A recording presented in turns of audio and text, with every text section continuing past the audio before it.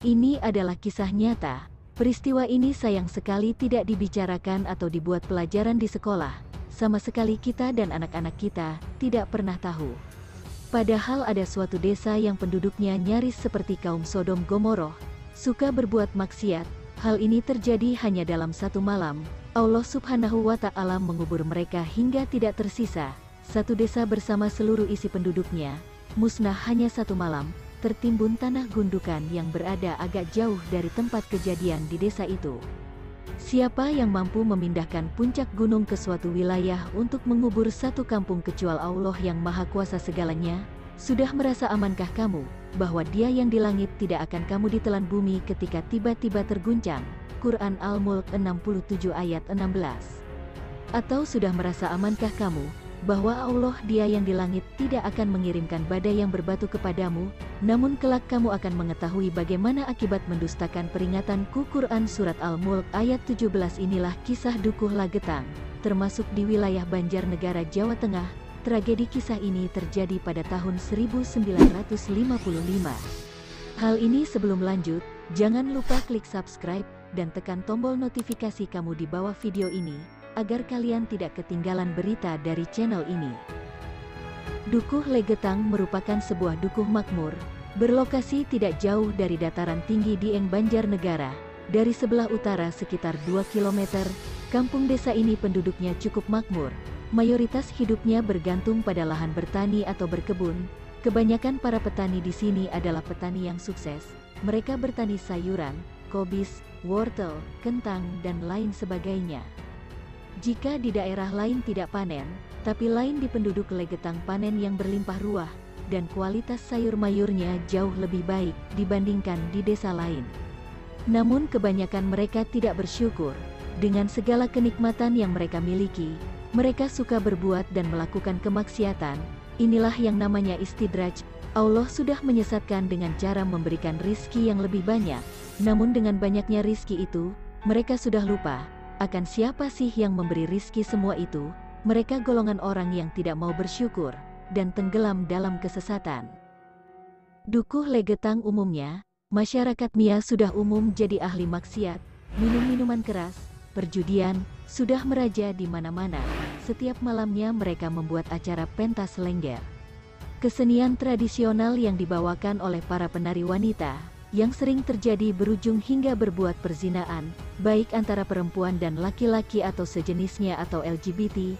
Ada juga bapak melakukan kemaksiatan dengan anak perempuannya, begitu juga anak dengan ibunya sendiri, dan beragam kemaksiatan lain yang sudah parah terjadi di kampung ini. Pada malam itu, turunlah hujan yang sangat lebat di kampung itu. Akan tetapi masyarakat di desa Dukuh Lagetang masih saja tenggelam dalam kesesatan amat parah. Kemudian di tengah-tengah waktu malam hujan pun reda, tiba-tiba terdengarlah suara keras seperti dentuman bom dahsyat yang terjatuh di sana, seperti benda yang amat berat dijatuhkan. Suaranya pun terdengar hingga sampai ke desa-desa sekitarnya. Karena suasana pun gelap, tidak ada seorang pun yang berani keluar untuk menyaksikan hal itu, karena jalan pun becek akibat diguyur hujan semalam. Ketika sudah menjelang pagi, masyarakat yang ada di desa Dukuh Lagetang karena penasaran akhirnya ingin melihat apa yang terjadi sebenarnya waktu malam itu. Akhirnya mereka pun mendatangi tempat itu. Mereka sangat kaget ketika melihat puncak Gunung Pengampun Amun sudah rombak dan terbelah. Yang lebih mengagetkan lagi adalah ketika mereka melihat desa Dukuh Lagetang sudah tertimbun tanah dari irisan puncak gunung tersebut. Bukan hanya tertimbun akan tetapi sudah berubah menjadi bukit. Kampung ini sudah terkubur beserta warganya.